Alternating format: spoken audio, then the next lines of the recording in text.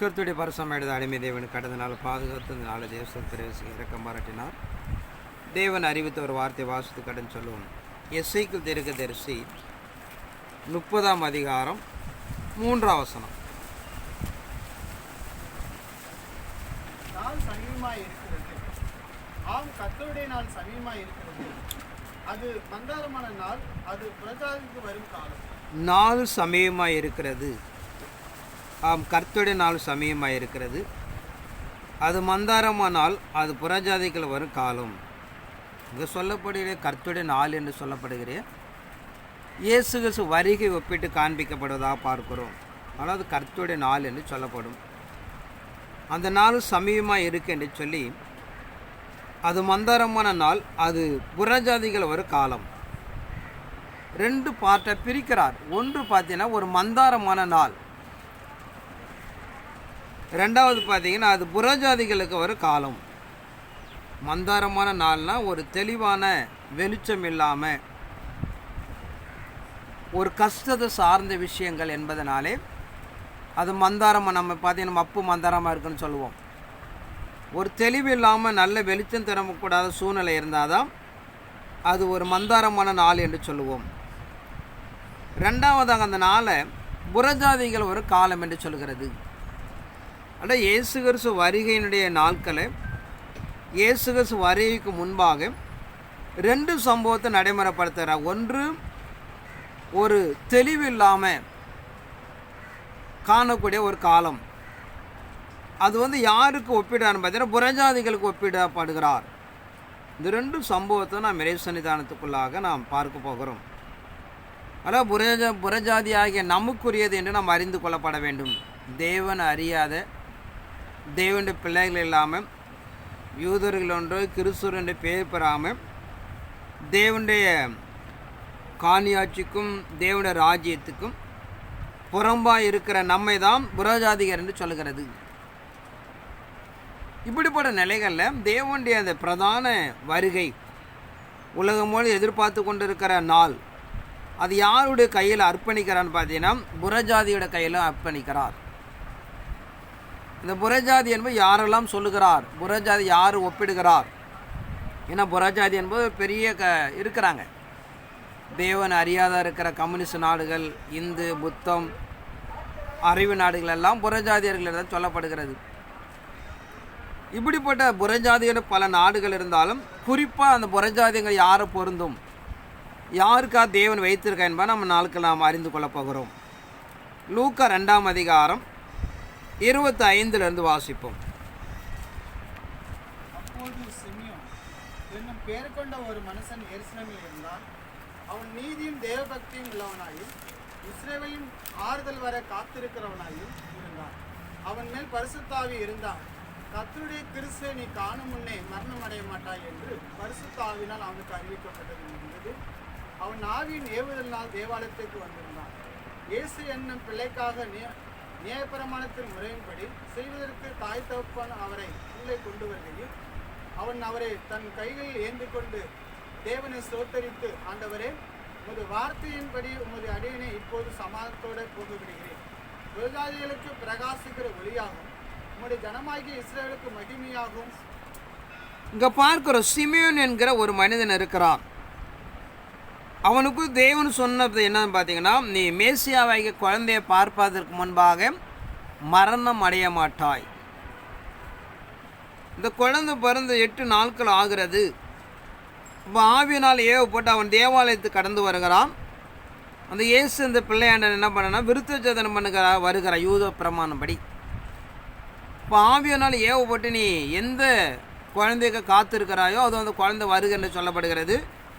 அந்த குழந்தையை பார்த்து தன் கைகளை ஏந்தி அதை ஆசீர்வதிக்கிறான். அப்போ சொல்லுகிறான், ஆண்டவர் உமது வார்த்தையின்படி உமது அடியனை இப்பொழுதும் சமாதானத்தோடு போக விடுகிறேன். புறஜாதிகளுக்கு பிரகாசிக்கிற ஒளியாகும், உடைய ஜனமாக இஸ்ரவேலுக்கு மகிமையாகவும். அவன் சொல்லுகிற அந்த வார்த்தை என்னன்னு பார்த்தீங்கன்னா, இயேசு கிறிஸ்து பிறப்பு எல்லாம் யூதருக்கு என்று சொல்லுவார்கள். ஆனால் அங்கே தேவன் அவனுக்கு அறிவித்த பிறகு சொல்லுகிறான், புறஜாதிகளை பிரகாசிக்கிற ஒளியாக. இயேசு கிறிஸ்து பூமிக்குள்ளாக உருவாக்கப்பட காரணம் புறஜாதிகளுக்கு மத்தியில் ஒரு பெரிய ஒளியாக விளங்குகிறார். அதான் கடைசி காலத்தில் காணப்படுகிற முதலாம் நூற்றாண்டில் காணப்பட யூதர்கள் மத்தியில் ஒரு மீட்பை அவர் கொடுத்து கடந்து போனாலும் தேவ தீர்மானம் என்னன்னு பார்த்தீங்கன்னா புறஜாதிகளுக்கு அவர் ஒளியாக காணப்படுவார் என்று சொல்கிறது. அதுதான் கடைசி கால தெய்வ திட்டத்தை இங்கே நடைமுறைப்படுத்துகிறார். நாள் சமயமாக இருக்கிறது, கர்த்தருடைய நாள் சமயமாக இருக்கிறது, புறஜாதிக்கு ஒரு காலம் என்று சொல்கிறது. முதலாம் நூற்றாண்டில் அறிவிக்கப்பட்ட சம்பவம் கடைசி காலத்தில் காணப்படுகிற புறஜாதிகளுக்கு அந்த மீட்பை நடைமுறைப்படுத்துகிற என்பதை நம்ம அறிந்து கொள்ளப்பட வேண்டும். யோவேல் 3ஆம் அதிகாரம் 9 வாசிப்போம். இதை புறஜாதிகளுக்குள்ளே கூறுங்கள், யுத்தத்துக்கு ஆயத்தம் பண்ணுங்கள், பராக்கிரமசாலை எழுப்புங்கள், யுத்த வீரர் எல்லாரும் சேர்ந்து ஏறி வர கடவர்கள்.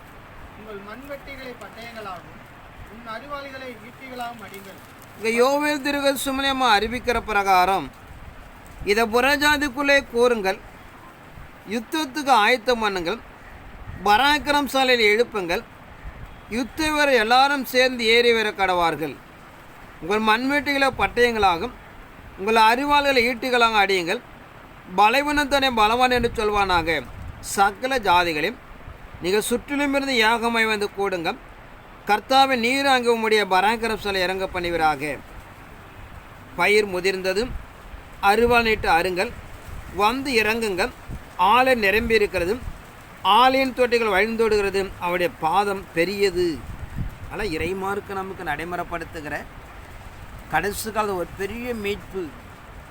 அந்த மீட்பை யாரிடத்திலிருந்து கொடுக்குறான்னு பார்த்தீங்கன்னா புறஜாதிகளிடத்திலிருந்து, தேவன் அறியாத தேவனுக்கு தூரமாக துரோகிகளாக காணப்பட்ட புறஜாதிகளிடம் தான் மீட்பை நடைமுறைப்படுத்துகிறான். ஆனால் கடைசி கால இயேசு கிறிஸ்து வருகையும் எங்கேருந்து துவங்குறான்னு பார்த்தீங்கன்னா புறஜாதிகளிடத்திலிருந்து துவங்குறார் என்று சொல்கிறது.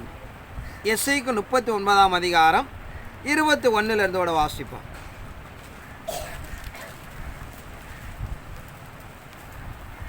இவ்விதமாய் என் மகிமையை நான் புறஜாதிகளுக்குள்ளே விளங்க பண்ணுவேன். நான் செய்த என் நியாயத்தையும் அவர்கள் மேல் நான் வைத்த என் கையையும் எல்லா ஜாதிகளும் காண்பார்கள். அன்று முதல் என்றும் நான் தங்கள் தேவனாகிய கர்த்தர் என்று இஸ்ரவேல் வம்சத்தார் அறிந்து கொள்வார்கள். இஸ்ரவேல் வம்சத்தார் தங்கள் அக்கிரமத்தின் நிமித்தமே சிறைப்பட்டு போனார்கள் என்று அப்பொழுது புறஜாதிகள் அறிந்து கொள்வார்கள். அவர்கள் எனக்கு விரோதமாய் துரோகம் பண்ணினபடினால் என் முகத்தை நான் அவர்களுக்கு மறைத்து அவர்கள் சத்துருக்களின் கையில் அவர்களை ஒப்புக் கொடுத்தேன். அவர்கள் அனைவரும் பட்டயத்தால் விழுந்தார்கள்.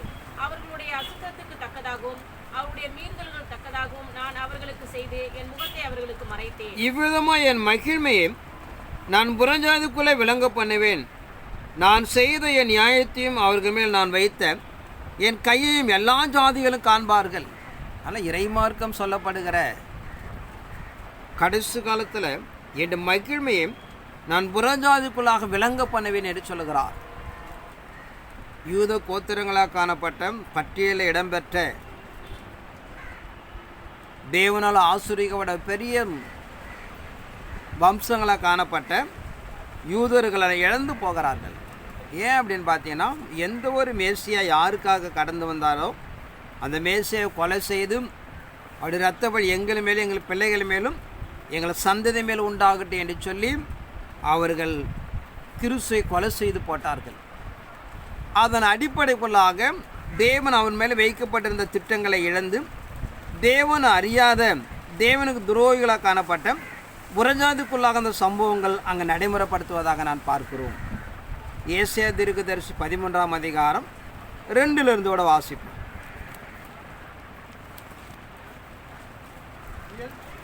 உயர்ந்த பர்வதங்கள் மேல் கொடியேற்றுங்கள், உரத்த சத்தமிட்டு ஜனங்களை வரவழையுங்கள், அவர்கள் பிரபுகளின் வாசல்களை பிரவேசித்து சைகை காட்டுங்கள். நான் பரிசுத்தமாக்கினவர்களுக்கு கட்டளை கொடுத்தேன், என் கோபத்தை நிறைவேற்ற என் பராக்கிரமசாலைகள் அழைத்தும் இருக்கிறேன். அவர்கள் என் மகத்துவத்தினாலே கழித்துருவார்கள் என்றார்.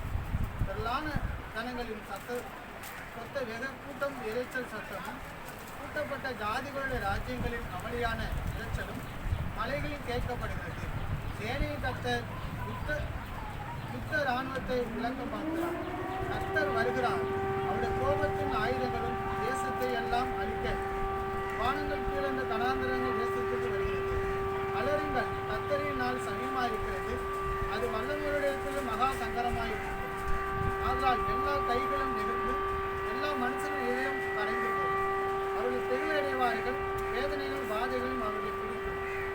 பிள்ளைகளைப் போல வேதனைப்படுவார்கள். ஒருவர் பிரமித்து பார்ப்பார்கள். அவர்கள் முகங்கள் நெருப்பான முகங்களாய் இருக்கும். இதோ தேசத்தை பாழாக்கி அதன் பாவிகளை அதிலிருந்து அழிப்பதற்காக உயர்ந்த பர்வதமே கொடியேற்றுங்கள், உரத்த சத்தமிட ஜனங்களை வரவழைங்கள், அவர் பிரபுல வாசலுக்குள்ளே பிரவேசிப்பதற்கு சைகை காட்டுங்கள்.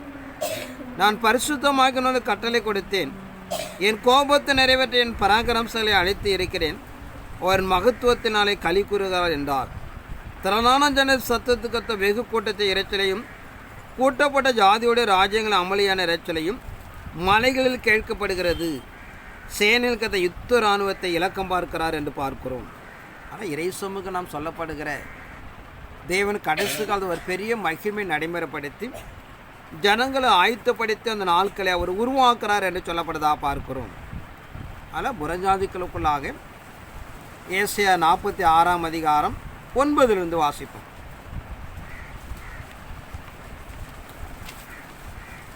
பூர்வ காலத்தில் நடந்தவைகளை நினையுங்கள். நானே தேவன், வேறொரும் இல்லை. நானே தேவன், எனக்கு சமானம் இல்லை. அந்தத்தில் உள்ளவைகளை ஆதி முதற்கொண்டும் இன்னும் செய்யப்படாதவைகளை பூர்வ காலம் முதற்கொண்டும் அறிவிக்கிறேன். என் ஆலோசனை நிலையிலிருக்கும். எனக்கு சித்தமானவைகள் எல்லாம் செய்வேன் என்று சொல்லி உராஞ்சுகிற ஒரு பச்சையை கிடக்கிலிருந்தும் என் ஆலோசனை நிறைவேற்றும் மனுஷனை தூர தேசத்திலிருந்தும் வரவழைக்கிறவராய் இருக்கிறேன். அதை சொன்னேன், அதை நிறைவேற்றுவேன், அதை திட்டம் பண்ணினேன், அதை செய்து முடிப்பேன். முரட்டு இருதயம் உள்ளவர்களே, நீதிக்கு தூரமானவர்களே, எனக்கு செவி கொடுங்கள். என் நீதியை சமீபிக்க பண்ணுகிறேன், அது தூரமாய் இருப்பதில்லை. ஆனால் இறைவாருக்கு நமக்கு நடைமுறைப்படுத்துகிற பிரகாரம் முந்தைய பூர்வ காலத்தை நடந்து நினைவுங்கள். நானே தேவன், வேறொரு நானே தேவன், எனக்கு சமானமில்லை. அந்த ஆதி முதல் செய்யப்படவில்லை பூர்வ காலம் இருக்கின்றும் அறிவிக்கிறேன். என் ஆலோசனையில் இருக்க என் சுத்தமெல்லாம் செய்து முடிப்பேன். உராஞ்சுக்கு ஒரு பச்சையை கிழக்கிலிருந்தும் என் ஆலோசனை விட்டு மனுஷன் தூர தேசம் வரவழைக்கிறாய் இருக்கேன்னு சொல்லுகிறார். ஆனால் இறைமாருக்கு நமக்கு நடைமுறைப்படுத்துகிற பிரகாரம் கடைசி கால தெய்வ திட்டம் என்பது நாம் ஏற்கனவே பார்த்த பிரகாரம் புறஜாதியர் பார்த்தீங்கன்னா நம்ம தேசத்தில் பல இடங்கள் இருக்கிறார்கள் உலகத்தில். ஆனால் அந்த புறஜாதியர் எங்கேருந்து வராங்கன்னு பார்த்தீங்கன்னா கிழக்கிலிருந்து வருகிறார்கள் என்று சொல்லுகிறது. ஏசியா தீர்க்கதரிசி 40 அதிகாரம் 1 விட வாசிப்போம். ஜனத்தை ஆற்றுங்கள், தேற்றுங்கள். 41 தீவுகளே, எனக்கு முன்பாக மௌனமாய் இருங்கள். ஜனங்கள் தங்கள் பலனை புதிதாக்கி கொண்டு சமீபித்து வந்து பின்பு பேச கடவர்கள். நாம் ஒருமிக்க நியாயசன்னத்துக்கு முன்பாக சேருவோம். கிழக்கிலிருந்து நீதிவானை எழுப்பி தமது பாதப்படியிலே வரவழைத்தவர் யார்? ஜாதிகளை அவனுக்கு ஒப்புக் கொடுத்து அவனை ராஜாக்கள் ஆண்டவனாக்கி அவர்களை அவன் பட்டயத்துக்கு தூசியும் அவன் வில்லுக்கு சிதறடிக்கப்பட்ட தாளடியுமாக்கி அவன் அவர்களை துரத்தவும் தன் கால்களை நடவாதிருந்த பாதையிலே சமாதானத்தோடு நடக்கும் பண்ணினவர் யார்? அதை செய்து நிறைவேற்றி ஆதி முதற்கொண்டு தலைமுறைகளை வரவழைக்கிறவர் யார்? முந்தினவராய் இருக்கிற கர்த்தராகிய நான் தானே, பிந்தினவர்களோடும் இருப்பவராகிய நான் தானே. ஆனால் இறைமாருக்கு நமக்கு நடைமுறைப்படுத்துகிற பிரகாரம் கிழக்கிலிருந்து நீதிமானை எழுப்பி என்று சொல்லி தேவத்திடத்தை நடைமுறைப்படுத்துவதாக நான் பார்க்கிறோம். ஆனால் நம்ம இறை சமூகம் சொல்லப்படுகிற புறஜாதியர்கள், அந்த புறஜாதியர் எங்கேருந்து எழுப்புறான்னு பார்த்தீங்கன்னா கிழக்கிலிருந்து வருகிறார்கள். அவன் கடந்து வந்தபடியாக ராஜாக்கள் அதிபதிகளின்படியாக தேவ சமூகத்தில் ஆண்டவனுக்கு முன்பாக அவன் சிதறடிக்க பண்ணுகிறான் என்று பார்க்கிறோம். மத்தேயு 2 அதிகாரம் 1 விட வாசிப்பான்.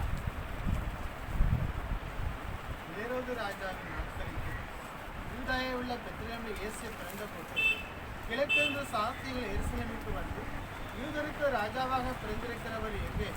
கிழக்கில் அவருடைய நட்சத்திரத்தை கண்டு அவரை பணிந்து கொள்ள வந்தோம் என்றார்.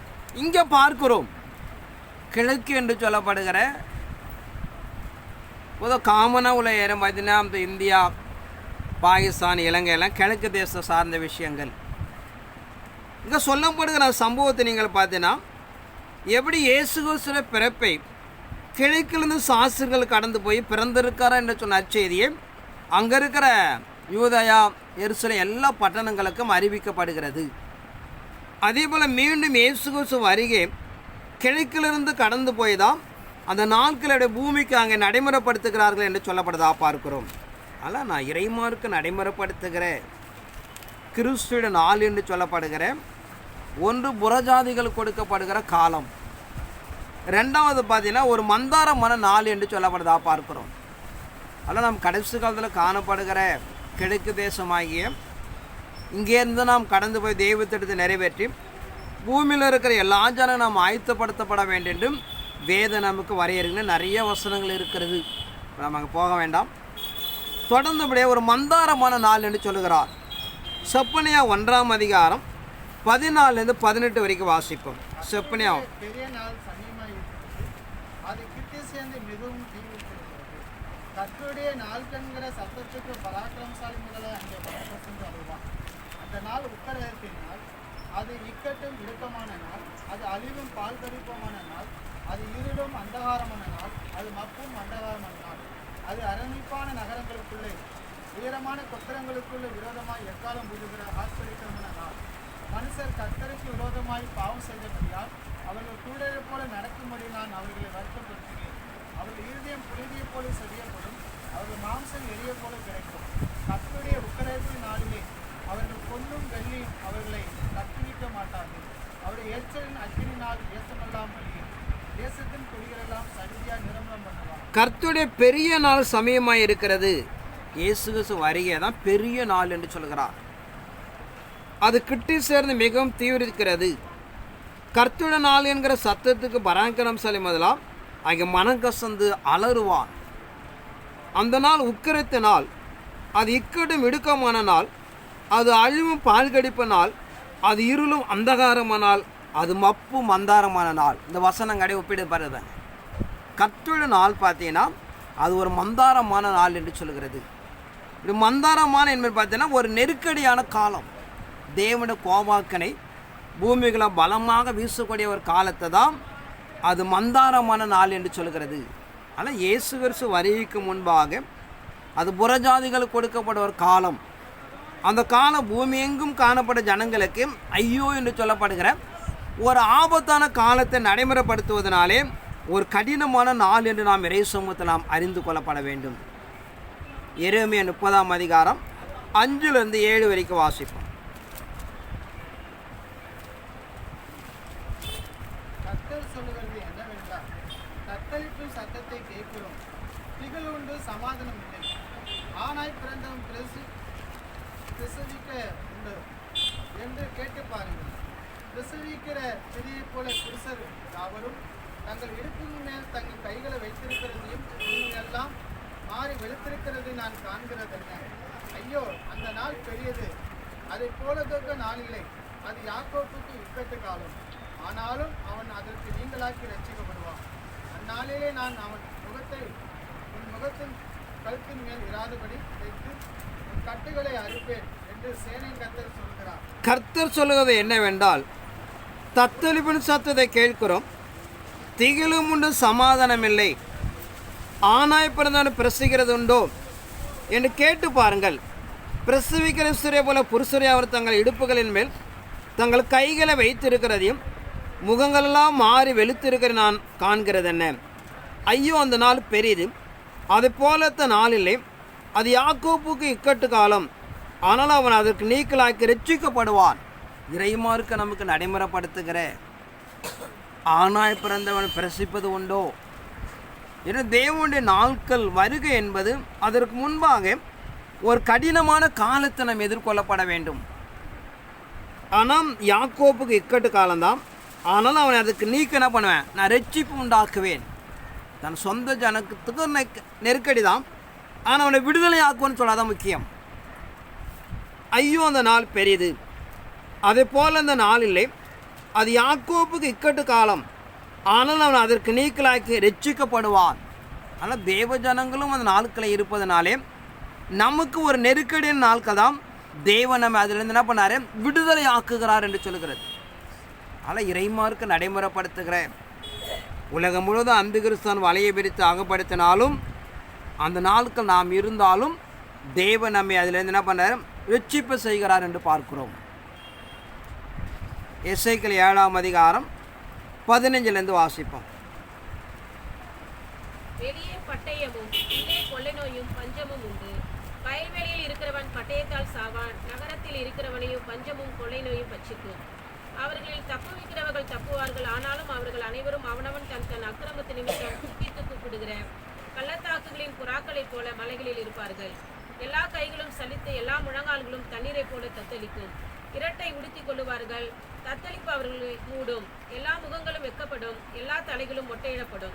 தங்கள் வெள்ளியை தெருக்களில் எரிந்து விடுவார்கள். அவர்களுடைய பொன் வேண்டா வெறுப்பாய் இருக்கும். கர்த்தருடைய சினத்தின் நாளிலே அவர்கள் வெள்ளியும் அவர்கள் பொன்னும் அவர்களை விடுவிக்க மாட்டாது. இங்கே இறைமார்க்கு நமக்கு நடைமுறைப்படுத்துகிற பிரகாரம் வெளியே பட்டயமும் உள்ளே கொள்ள நோய் பஞ்சமும் உண்டாகும். வயல்வெளி இருக்கிற பட்டயத்தில் சாவான். நகரத்தில் இருக்கிற பஞ்சம் கொள்ள நோய் பச்சிக்கும். அவர் தப்புவார்கள். ஆனால் அவர் அனைவரும் அவன் தன் தன் அக்கிரமத்தையும் துக்கித்தையும் கூப்பிட பள்ளத்தாக்களை புறாக்களை போல மலைகளில் இருப்பார்கள். ஆனால் இறை சமூகம் சொல்லுகிற பிரகாரம் வெளியே பட்டயம் போர்கள் நடக்கிறது, கொள்ள நோய் பஞ்சங்கள் உண்டாகிறது, வயல்வெளியில் இருக்கும் பட்டயத்தால் சாகிறான், நகரத்தில் இருக்கிறவனே பஞ்சமும் கொள்ள நோய் பச்சிக்கு என்று பார்க்கிறோம். ஆனால் காப்பாற்றப்படுகிறான். அவனுடைய கிரியைகள் அடிப்படையில் தேவன் அவனை காப்பாற்றுகிறார். இப்படிப்பட்ட நாட்களில் மனிதனால் எந்த விதத்தையும் தப்பி வைக்க முடியாது. கொரோனா வந்தது, காட்டு தீ அடிச்சுக்கிட்டு இருக்கிறது, எங்கே பார்த்தாலும் வெள்ளம் ஓடிடு கொண்டிருக்கிறது. இப்படிப்பட்ட பலமுள்ள கிரியைகள் கடந்து வந்தது. இதெல்லாம் ஒரு பெரிய நமக்கு ஒரு டெஸ்ட்டு தான். இன்னும் ஆரம்பிக்கலை, மேய்ச்சலான்னு ஆரம்பிக்கலை கடவுள். இது வாழ்க்கையில் பார்த்தீங்கன்னா ஒரு சின்ன டெஸ்ட், அவ்வளோதான். இதிலே மனிதனால் தன்னை காப்பாற்றி கொள்ள முடியாது, கஷ்டமாக இருக்கிறது. தேவனுடைய கோபாக்கனை கடைசி நாட்கள் உணர்வீர் என்று சொல்லியிருப்பார். அப்படிப்பட்ட நிலைகளை நாம் எதிர்கொண்டு இருப்பதனாலே மனிதன் எதை நம்பி எதை சார்ந்து நீ பார்த்தீங்கன்னா பணமும் பொண்ணு பொருளை அள்ளி கொண்டு சேர்க்குறான், கொள்ளையடிச்சு. ஏன் வைக்கிறோம்? நம்மளோட வாழ்க்கைக்கு நம்ம சந்ததிகளுக்கு புரோஜனமாக இருக்குது அப்படின்னு சொல்லிட்டு அதுக்கு தானே சேர்க்குறோம். பணம் எதுக்கு சம்பாதிக்கிறோம்? எதுக்கு லஞ்சம் வாங்கி கொள்ளடிக்கிறார்கள்? நம்முடைய எதிர்காலத்து பிள்ளைகளுக்கு நல்லா இருக்கும் அப்படின்னு சொல்லிட்டு. ஆனால் தேவனுடைய சினத்தினால் அது ஒன்றும் பண்ணாது என்று சொல்லுது. 19 வருஷத்தை நம்ம மீண்டும் வாசிப்போம். தங்கள் வெள்ளியை தெருக்களிலே எரிந்து விடுவார்கள். அவர்களுடைய பொன் வேண்டா வெறுப்பாய் இருக்கும். கர்த்தருடைய சினத்தின் நாளிலே அவர்கள் வெள்ளியும் அவர்கள் பொன்னும் அவர்களை விடுவிக்க மாட்டாது. அவர்கள் அதனால் தங்கள் ஆத்துமாக்களை திருப்தியாக்குவதும் இல்லை, தங்கள் வயிறுகளை நிரப்புவதும் இல்லை. அவர்கள் அக்கிரமமே அவர்களுக்கு இடலாய் இருந்தது. இங்க பாருங்க, பூமியில எதற்கு மனிதன் சேமித்து வைக்கிறானோ அது அவனை காப்பாற்ற முடியாது. அது அவனுக்கு வேண்டாம் வெறுப்போ ஆகும். அவனுடைய அக்கிரமலை அப்படியாக அவனுக்கு இடரலாக இருக்கிறது என்று பார்க்கிறோம். ஆனால் இறை சன்னிதானத்துக்குள்ள மனித நாட்களில் பிரயாசப்படுகிற பொண்ணு வெள்ளி பித்தளை எல்லாம் அக்கிரமத பாவத்தெல்லாம் சேர்த்து வைக்கலாம். ஆனால் தேவனுடைய கோபத்து நாட்களில் ஒன்றும் அவனை காப்பாற்ற முடியாது. அதுவே அவனுக்கு வேண்டாம் வெறுப்பாக்கி விடும். அவன் அக்கிரமத்தில் இடறிந்தபடியாக அவன் சாவான் என்று சொல்லப்படுறதா பார்க்கிறோம். அதனால் மனிதன் செய்கிற நீதியோ ஒன்று நான் விதிவிலக்கல்ல. நீங்கள் வேதாந்தத்தில் நீங்கள் பார்த்தீங்கன்னா இஸ்ரவேல் ஜனங்களை எய்த்திலிருந்து அழைத்து வரும்போது தேவனுடைய கோபாக்கனை உண்டாகுது. வெட்டுகளை அனுப்புகிறார், வண்டுகளை அனுப்புகிறார், பேணுகளை அனுப்புகிறார், அக்கினி அனுப்புகிறார், கல்மழை அனுப்புகிறார். அவர் காணப்பட கோசேன் பட்டணம் மாத்திரம் காக்கப்பட்டது.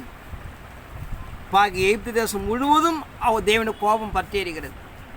இஸ்ரவேல் நிலை காணப்படுற அந்த கோசேன் பட்டணம் மாத்திரம் பாதுகாக்கப்படுவதாக நான் பார்க்கிறோம்.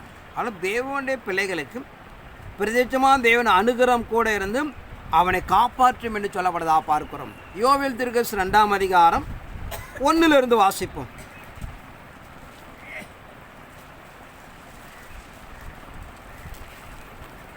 சீயோனிலே எக்காளம் ஊதுங்கள், என் பரிசுத்த பர்வதத்திலே எச்சரிப்பின் சத்தமிடுங்கள். தேசத்தின் குடிகளெல்லாம் தத்தளிக்க கடவர்கள். ஏனெனில் கர்த்தருடைய நாள் வருகிறது, அது சமீபமாய் இருக்கிறது. அது இருளும் அந்தகாரமுமான நாள், அது மப்பும் மந்தாரமுமான நாள். விடியற்கால வெளுப்பு பர்வதங்களின் மேல் பரவுகிறது போல ஏராளமான பலத்த ஒரு ஜாதி தீவிரமாய் வந்து பரவும். அப்படிப்பட்டது முன் ஒரு காலத்திலும் உண்டானதும் இல்லை, இனி தலைமுறை தலைமுறையாக வருவது வருஷங்களிலும் உண்டாவதும் இல்லை. அவைகளுக்கு முன்னாக அக்கினி பட்சிக்கும், அவைகளுக்கு பின்னாக ஜுவாலை எரிக்கும். அவைகளுக்கு முன்னாக தேசம் ஏதேன் தோட்டத்தை போலவும், அவைகளுக்கு பின்னாக பாழான வனாந்தரத்தை போலவும் இருக்கும். அவைகளுக்கு ஒன்றும் தப்பி போவதில்லை. அவைகளின் சாயல் குதிரைகளின் சாயலை ஒத்தது. அவைகள் குதிரை வீரரை போல ஓடும். அவைகள் ஓடுகிற ரதங்களின் இரைச்சல் போலவும், செத்தைகளை எரிக்கிற அக்கினி சீயோனிலே எக்கால ஊதுங்கள், என் பரிசுத்த பர்வதத்தை எச்சரிப்பின் சத்தமிடுங்கள். தேசத்தின் கூட எல்லாம் தத்தளிக்க கடவாரம் என்று கர்த்தருடைய நாள் வருகிறது. அது இருளும் அந்தகாரமானால், அது மப்பும் அந்தாரமானால், விடியற்கால வேலை பருவங்களில் பரவுவது போல ஏராளமான பலத்தோர தீவிரம் வாய்ந்து பரவார்கள். அப்படிப்பட்ட முன் ஒரு காலத்தில் உண்டானமலை இனி தலைமுறை அது இருப்பதில்லை என்று பார்க்கிறோம். ஆனால் தேவனுடைய நாட்கள் இறைமார்க்கம் சொல்லுகிற பிரகாரம் காலையில் பார்த்தீங்கன்னா மேகம் அப்படியே வரை போய் இந்த பூமியெல்லாம் மூடிக்கொள்ளும். வானம் முழுவதும் ஒரு 7-8 மணி ஆச்சுன்னா எல்லாம் மாறிடும். அதே போல் தேவனுடைய நாட்கள் ஒப்பிடுகிறார். ஒரு பலத்த ஜாதி புறப்பட்டு போய் இந்த பூமி எப்படியாக மூடிக்கொள்ளும். தேவ ஜனங்கள் மீட்பை ரட்சிப்பை நடைமுறைப்படுத்தி அந்த ஜனங்கள் எப்படியாக அழுத்தப்படுத்துவார்கள் என்று சொல்லப்படுவதாக பார்க்கிறோம். அதாவது 3 ஆண்டு காலம் தேவ தீர்மானத்தை நடைமுறைப்படுத்தி தான் சொந்த ஜனங்களை அவர் சேர்த்து கொள்கிறார் என்று பார்க்கிறோம். 3ஆம் வசனத்தை வாசிப்போம். அவைகளுக்கு முன்னாக அக்கினி பட்சிக்கும், அவைகளுக்கு பின்னாக ஜுவாலை எரிக்கும், அவைகளுக்கு பின்னாக தேசம் ஏதேன் தோட்டத்தை போலவும், அவைகளுக்கு பின்னாக பாலான வனாந்தரத்தை போல இருக்கும். அவைகளுக்கு முன்னாக அக்கினி பட்சிக்கும், அவைகளுக்கு பின்னாக ஜுவாலை எரிக்கும், அவைகளுக்கு முன்னாக தேசம் ஏதேன் தோட்டத்தை போல இருக்கும். தேவனுடைய நாட்களில் சொல்லுகிறார், தேவனுடைய அக்கினி புறப்படும். முன்னும் பின்னும் அக்கினி புறப்பட்டு அவங்களை பாதுகாத்து கொள்ளுகிறது என்று சொல்லுகிறது. ஏதேன் தோட்டம் போல அவளுக்கு பின்னாக இருக்கும் என்று சொல்லப்படுதா பார்க்கிறோம். ஆனால் இறைமார்க்கு நடைமுறைப்படுத்துகிற பிரகாரம் தேவ சன்னிதானத்துக்குள்ளாக நாம் நடைமுறைப்படுத்துகிற சம்பவத்தை நீங்கள் பார்த்தீங்கன்னா அதற்கு முன்னும் பின்ன கடவுள் பாதுகாப்பு, ஒரு அக்னிமயமான பாதுகாப்பு மனிதனை காத்து கொள்வதாக நான் பார்க்கிறோம். தேவனால் உண்டாக்கப்படுகிற பாதுகாப்பு என்று சொல்லப்படுதா பார்க்கிறோம். ஆனால் இறைமார்க்கு நடைமுறைப்படுத்துகிற பிரகாரம் இப்படிப்பட்ட ஒரு நிலைகளை தேவன் அந்த நாட்கள் அவர் கட்டளை கொடுக்கிறார் என்று பார்க்கிறோம். ஆமோஸ் தீர்க்கதரிசி 5ஆம் அதிகாரம் 18ஆம் வசனத்தை வாசிப்போம். கர்த்தருடைய நாளை விரும்புகிறவர்களுக்கு ஐயோ, அதனால் உங்களுக்கு என்ன உண்டு? கர்த்தருடைய நாள் வெளிச்சமாய் இராமல் அந்தகாரமாய் இருக்கும். சிங்கத்துக்கு தப்பினவனுக்கு கர்த்தருடைய நாள் வெளிச்சமே இராமல் அந்தகாரமாய் இருக்கும் என்று சொல்லுகிறோம். சரி, தொடர்ந்து வாசிங்க. சிங்கத்துக்கு தப்பினவனுக்கு கரடி எதிர்பட்டது போலவும், அல்லது வீட்டுக்குள்ளே வந்து கவரின் மேல் தன் கையை வைத்தபோது பாம்பு அவனை கடித்தது போலவும் இருக்கும். கர்த்தருடைய நாள் வெளிச்சமாய் இராமல் இருளும் பிரகாசமற்ற அந்தகாரமாய் இருக்கும் அல்லவா? உங்கள் பண்டிகைகளை பகைத்து வெறுக்கிறேன். சிங்கத்துக்கு தப்பினவனுக்கு கரடி எதிர்பட்டது போலவும், அல்ல வீட்டுக்குள்ளே வந்து சுவரின் மேல் தன் கையை வைத்த போது பாம்பு அவனை கடித்தது போல இருக்கும். அதனால் நம்ம என்ன ஒன்று தப்பிச்சுட்டா இன்னொன்று அப்படிலாம் வாய்ப்பே கிடையாது. தேவனுடைய கோபாக்கினில் ஒருவனும் காப்பாற்றி கொள்ள முடியாது. இது சிங்கத்துக்கு தப்பி போயிட்டோன்னா அடுத்து கரடி எதுக்கு நிற்குது அப்படின்னு சொல்கிறார். ஆனால் எந்த ஒரு நிலைகளுக்குள்ளாக நீங்களை பார்த்தீங்கன்னா நாம் தேவனுடைய நாட்களில் அவர் கோபாக்கினது என்ன பண்ண முடியாது, நம்மை விடுதலை ஆக்கி கொள்ள முடியாது என்று சொல்லப்படுதா பார்க்கிறோம். ஆனால் அந்த நாட்கள் ஒரு மப்பு மந்தாரமான நாள், மனிதன் கிரியசியமுடைய நாள்.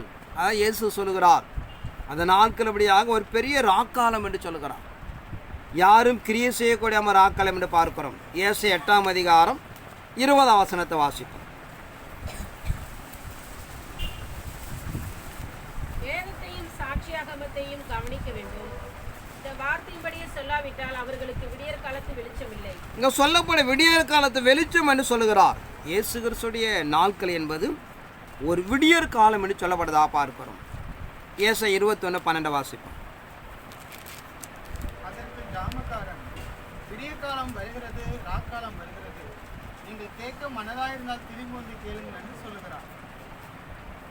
அதற்கு ஜாமக்காரன், விடியற் காலம் வருகிற ராக்காலம் வருகிறது, நீங்கள் கேட்க மனதான திரும்பி வந்து கேளுங்க என்று சொல்லுகிறான். ஆனால் இயேசு கிறிஸ்துடைய நாட்கள் ஒரு வெளிச்சத்தின் நாட்களாக காணப்படுகிறது. மனுக்களுக்கு ஒரு மீட்பை உண்டாக்குற காலமாக இருக்கிறது. காலங்காலமாக அடிமைப்பட்டிருந்த பாவ சாப மரண வியாதியிலிருந்து ஒரு மீட்பை உண்டாக்குற காலம் என்று சொல்லப்படுதா பார்க்கிறோம். உபதியா 1ஆம் அதிகாரம் 15ஆம் வசனத்தோட வாசிப்போம்.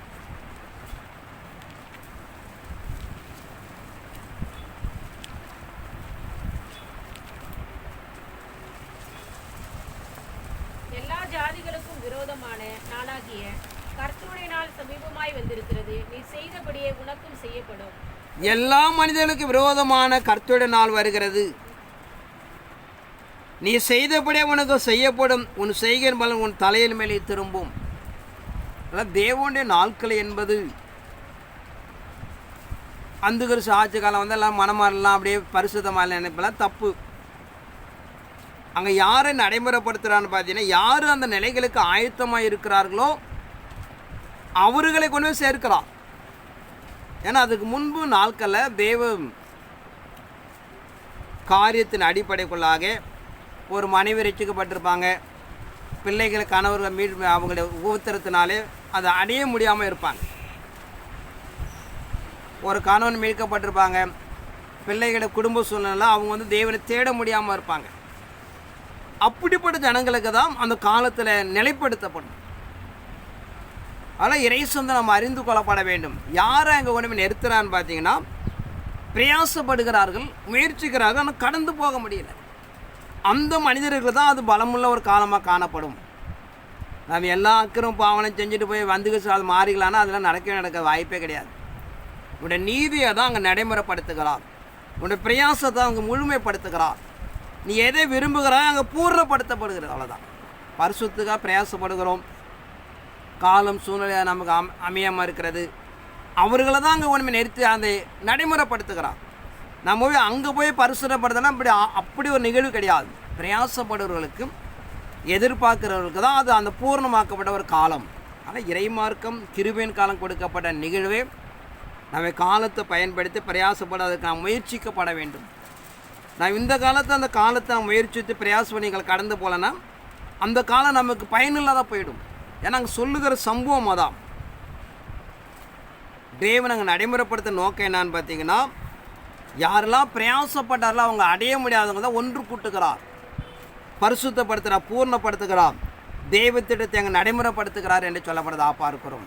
ஆனால் இயேசு கிறிஸ்துடைய நாள் யோவான் 20ஆம் அதிகாரம் 1 வாசிப்போம். வாரத்தின் முதல் நாள் காலையில் அதிக இரட்டோடு மகதலேனா மரியாள் கல்லறையிடத்திற்கு வந்து கல்லறையை அடைந்திருக்க கல் எடுத்து போட்டிருக்க கண்டாள். உடனே அவள் ஓடி சீமோன் பேதுருவினிடத்திலும் இயேசுவுக்கு அன்பாயிருந்த மற்ற சீஷரிடத்தில் போய் கர்த்தரை கல்லறையில் இருந்து எடுத்துக்கொண்டு போய்விட்டார்கள், அவரை வைத்த இடம் எங்களுக்கு தெரியவில்லை என்றாள்.